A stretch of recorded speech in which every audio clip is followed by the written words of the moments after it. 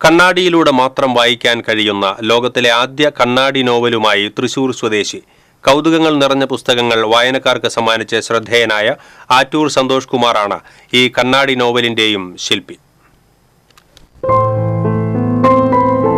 8 centimetre വീതിയും 16 centimetre നീളവും, അതായത് ഒരു ആൻഡ്രോയിഡ് സ്മാർട്ട് ഫോണിന്റെ വലിപ്പം മാത്രമാണ് അക്ഷരമുഖി അത്ഭുത കണ്ണാടിയിലെ അക്ഷരങ്ങൾ എന്ന ഈ പുസ്തകത്തിന്.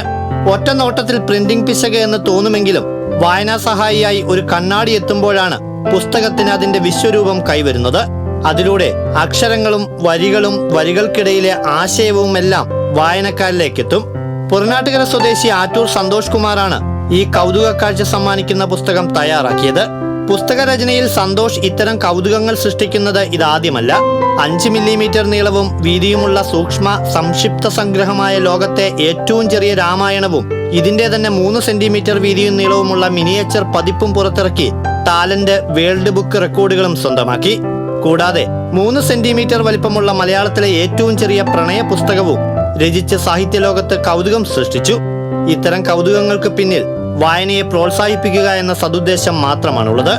നമ്മളെല്ലാ മനുഷ്യന്മാരും ജനിച്ച് മരിക്കുന്നത് വരെ കണ്ണാടി നോക്കിക്കൊണ്ടിരിക്കും. അപ്പോൾ എന്തുകൊണ്ടാണ് നമുക്കൊരു പുസ്തകം കണ്ണാടിയിലൂടെ വായിക്കുക എന്നുള്ളൊരു ചിന്തയുടെ അടിസ്ഥാനത്തിലാണ് ഈ ഒരു പുസ്തകം ഉണ്ടായത്. വായന മരിക്കുന്നു എന്ന് പറയുന്ന ആളുകളോട് എനിക്ക് പറയാനുള്ളത്, ഇത്തരം കൗതുകങ്ങളിലൂടെ മാത്രമാണ് വായന പുനർജീവിച്ചു വരുന്നത്. അത് സാഹിത്യമായാലും ഏത് രീതിയിലായാലും ശരി, ജനങ്ങളുടെ ഇടയിലേക്ക് എത്തണമെങ്കിൽ കൗതുകകരമായിട്ടുള്ള ചിന്താ സരണികളുണ്ടെങ്കിൽ മാത്രമേ അത് പുനർജീവിച്ചു വരികയുള്ളൂ.